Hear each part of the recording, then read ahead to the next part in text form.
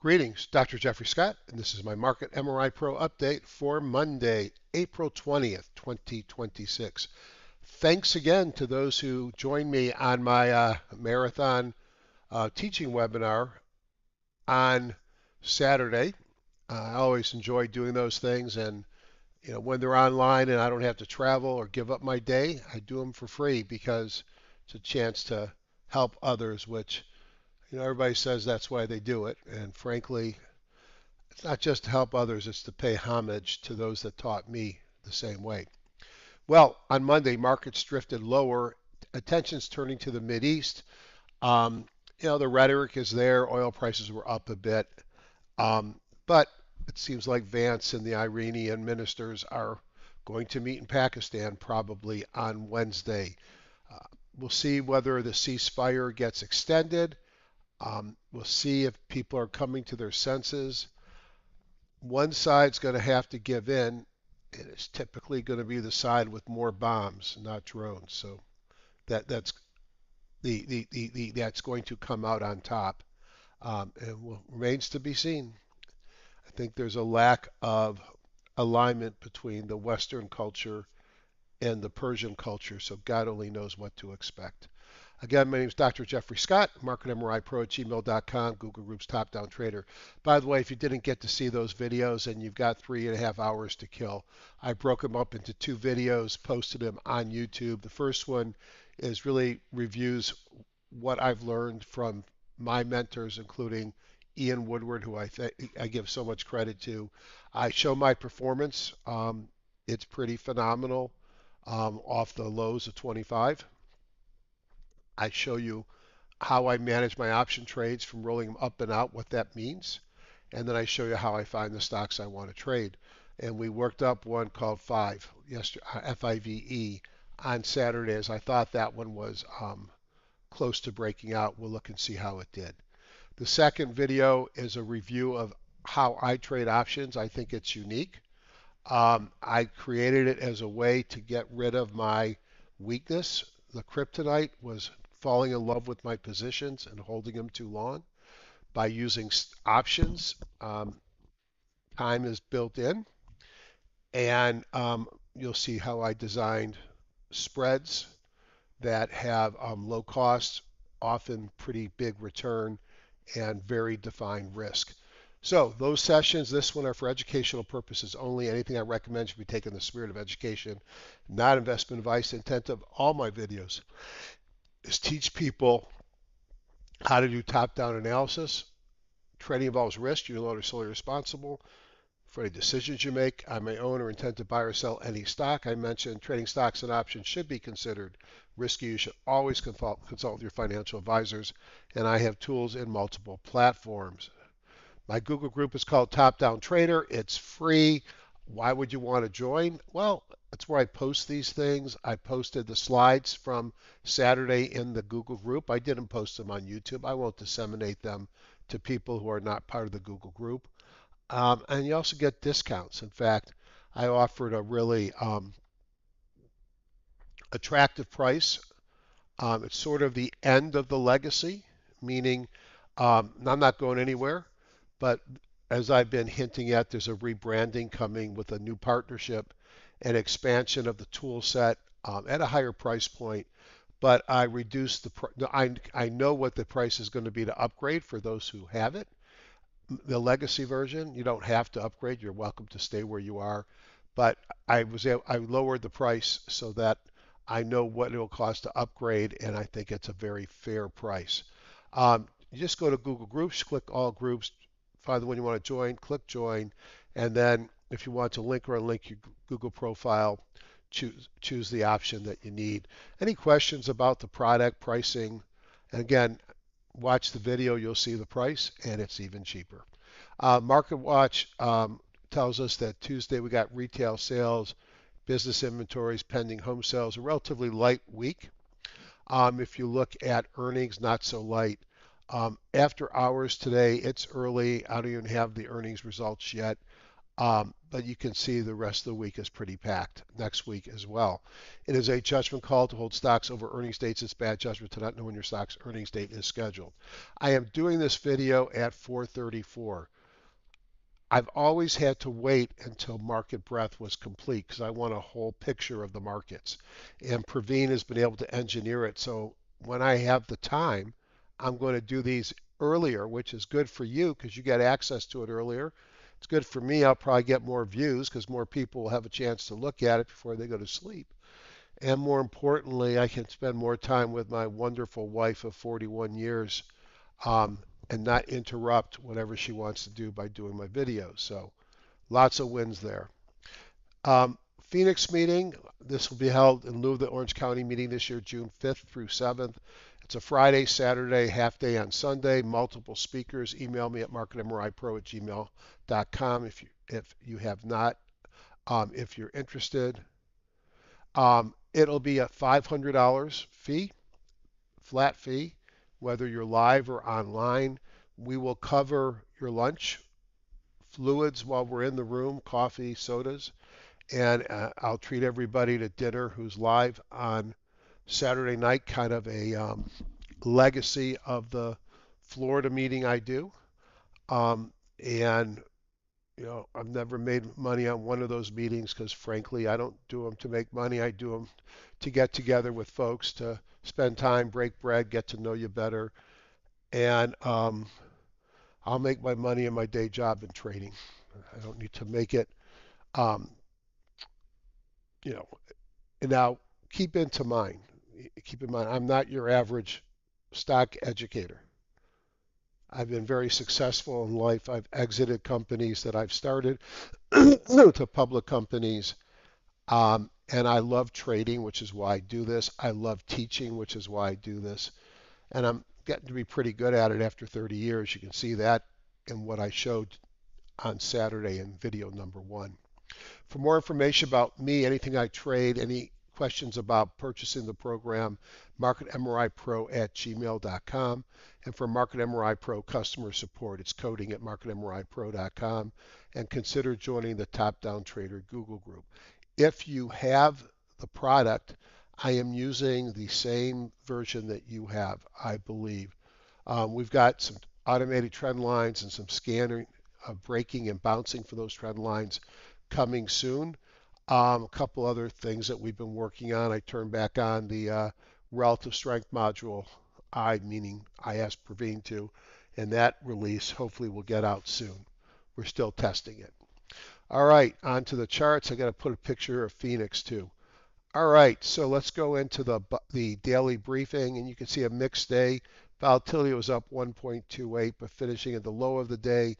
The Russell up 0.58% at the high of the day. Diamonds just above the flat line at 0.02%, near the high of the day. Dollar at the low of the day, minus 0.16. And then in the upper half, Spider down 0.2%, Q's down 0.32%. So really not a bad day in the market. It just wasn't a good day. It could be for you if you have the right positions. And Bitcoin, which had been a flying high, was down 1.5%. The new highs minus new lows came down significantly today, not because we added to the new lows, but mostly because the new highs backed off. We're still above 100, which to me is bullish. If we look at participation, you can see we flipped so that the blue or the green, which is today, positive sectors less, positive industries less, and participation less today. 60% up on the S&P 1500, 50% up on the NASDAQ, 56% up on the NYSE. In the S&P 500, leadership were materials up 0.7, real estate 0.37, financials 0.37, 0.2 on industrials. Energy was up a bit, 0.11. The laggards, utilities down 0.93, healthcare down 0.92, discretionary down 0.45. This was a relatively nothing burger day.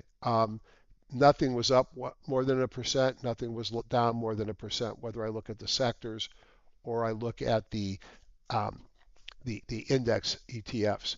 What worked from a theme? Well, cannabis, but You know my thoughts there, a bunch of small things, every movement's a big percent. Construction was up, perhaps because rates were down over the weekend at 2.2%. Norway, cloud, clean tech, cybersecurity were the leading areas, and the laggards were silver, discretionary, and gold. NASDAQ 100 call ETF, copper. So there was a rotation day. Actually, I here they are over here, how much they were down. Rotation day in the U.S. markets. Timing model, I'll make it brief. No change on the weekly or the daily. All four ETFs that we track, all time frames are bullish. U.S. index ETFs, let's take a quick look at those, do the round robin here. Not much change. You're going to see inside bars, kind of a nothing day. Doesn't mean much to me, except we need to pause to refresh here. That was the title of my video that I did yesterday.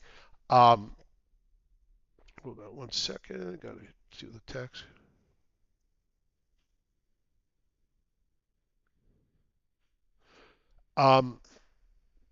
If we look at the Qs, similar. This one actually traded lower, closed back within the range. Not an inside bar, but not a big movement from the prior day. Nothing has broken. Diamonds actually finished a little bit higher today. Not a big deal. Nothing has broken. Russell set a new closing high today. Nice strong day again, up 0.5%. Nothing really changed. And then if we look at the VIX, it came down. Actually, it bounced and came down, closed at the low of the day. Not a big change. And if we look at the dollar's moseying around here below the 200. Nothing big going on. All right, moving on to the commodities. And let's just see what we see today. You saw that gold and silver were weak on the themes. And you can see gold sort of trading between the 50 and the 100 now. 1, 2, 3, 4, 5, 6, 7, 8 days. Down 0.86. Silver broke out above the 100. Notice how they're all coming together here. Silver was also down 1.98. Both are consolidating. Oil popped, still well off the highs. We'll see what happens Wednesday. News flow is what matters this week. Natural gas, way off its highs. Maybe it's starting to do something, but it's got a long ways to go. 10-year closed near the low of the session, up 0.14, moved from 4.23 to 4.25. Still good.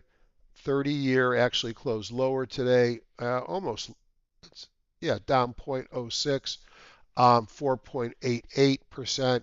And these are, the fact that these have come down some are obviously good for mortgages. Maybe that explains then why home construction was up.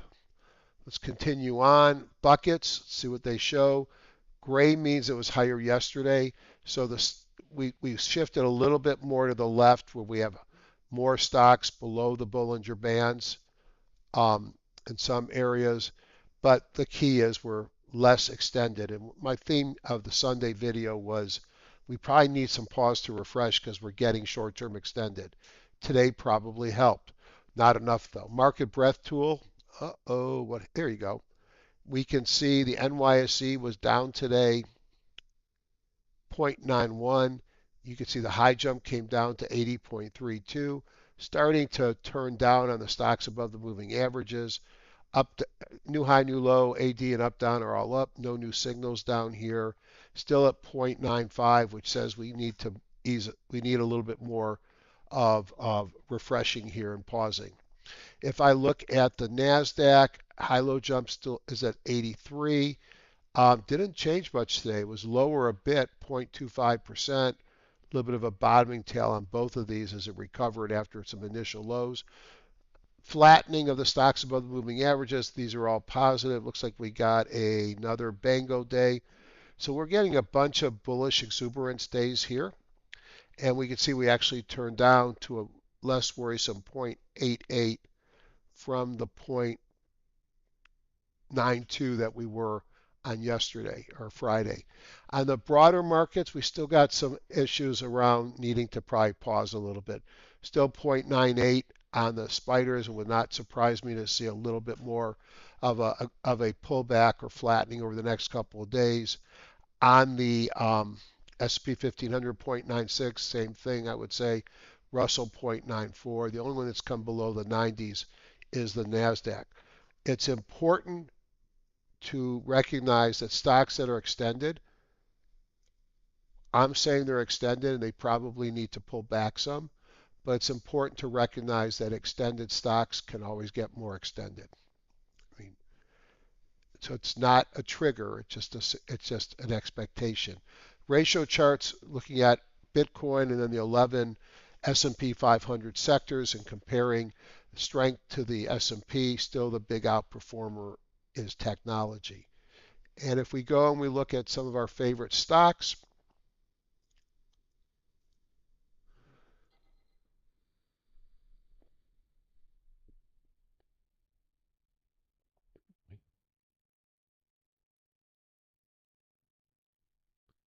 Amazon, Amazon paused a little bit today, was down a bit, closed up off the lows. It was down less than 1%. Nothing nefarious there. Is it going to start to go sideways a while as the market rests? Could happen. Apple, as I talked about this weekend, one of the best looking stocks. Nice day up 1%. Certainly could be owning it here, as most of us probably are. Google an inside bar, nothing burger day. Meta failing at the 200. We'll see how long it takes to get above it. I probably would not be going long here until it does. Um, see if this was a one day or have to wonder. Netflix, one could have hoped a bounce today. I didn't sell my puts. I still have them at the 118. Netflix was actually down some. Now, since I'm long 90 and short 118, as long as the value of my puts and my calls is above 18, then I'm doing okay. And it's going to be judging when it's time to take profits on the puts and see if the call starts to go higher, or do I close them both out. Right now, I'm going to let it settle out before I do anything. Tesla, well, it's back in this area of resistance. It's still above the 50, so technically it's still okay. We'll see where it's at tomorrow. No reason to run out and buy all you can. Nvidia, this was the stock we thought was most likely to go up. Even nicer looking than Apple, and it was up a little bit today, but the breakout is being maintained. Microsoft, here it looks like it's in a great run, but of course we know it's come off the high significantly, but it's still holding up okay. And then Labu, biotech down today, but with the doji here down 2%. We talked about the volatility some this weekend. Software holding above the resistance area. We had a nice update today, 1.43, some rotation there. Data center still where it's at, although it's interesting, some of the memory stocks selectively were down. AXTI, which has been one of my best movers of the year, which I have a small 10 contract call position. Actually, it's a spread. Came out, they're going to issue some financing after hours that could cause it to to drop tomorrow. We'll have to see. But the rest of the complex, I know Bloom Energy, which I have, was up nicely today. I think that's the last one here. And then Shield. One of these days we're going to have to pay for all the defensive works. But right now, defense stocks continue to be weak, and here's an ETF. So enough of that. Let's go back to the JAS layout. And, I don't think there's a whole lot of change from what my thoughts were yesterday. Let's look at the 2-day momentum. Top three are industrials, tech, and discretionary, also cyclicals, versus the defensives, staples. Let's take the top 10. 1, 2, 3, 4, 5, 6, 7, 8, 9, 10. And let's put in a price and volume filter of $5 and 500,000 shares. Hit OK. And let's look at FM2, rank them. Let's just see these real quickly. Top Build, certainly a company that's involved in the data center space. Someone's got to provide some of the construction. This one is insane. Short squeeze of the, it makes GameStop look benign. How can you own this? Who's buying this? It's still the same crappy rental car company as it was before, projecting $7 of earnings. It's now got a market cap of $4.5 billion. It's a short squeeze, and short squeezes can go on a lot more than one thinks they're going to go on. ACLS, big breakout today. Is that a takeout?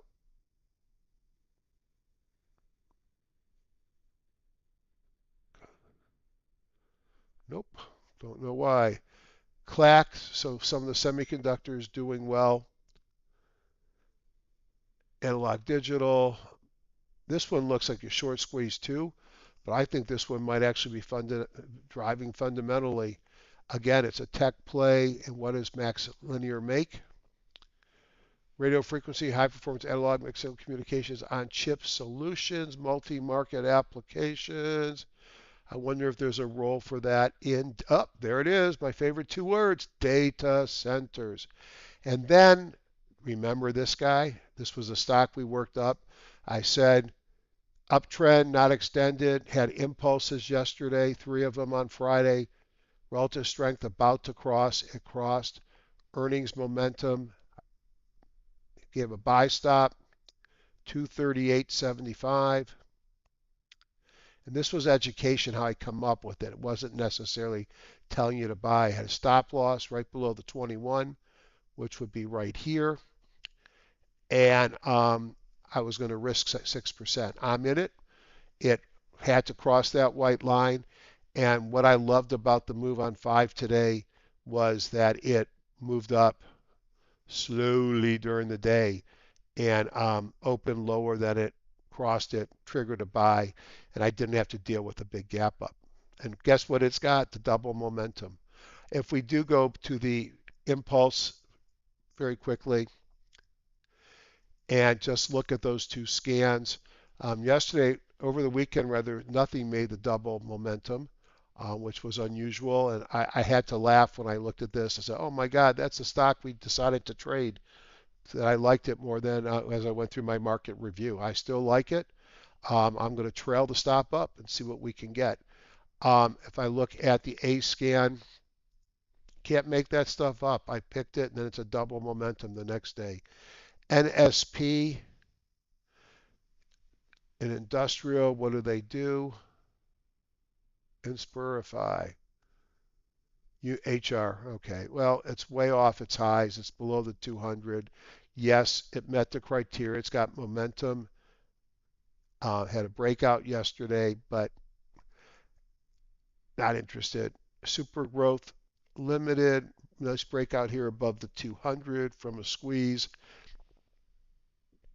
Looks interesting. Don't know anything about it. It's a cheap stock.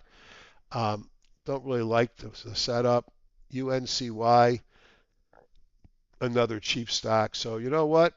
I liked 5 on the weekend. I still like 5. It's just now triggered. The setup was pullback and a breakout. The trigger was taking out the line.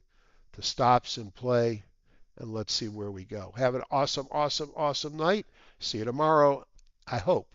Traveling, I'll try and do something. It'll probably be much later. And thank you, Praveen, for not only building me a great tool, but allowing me to get my video done before 5 p.m. Bye-bye.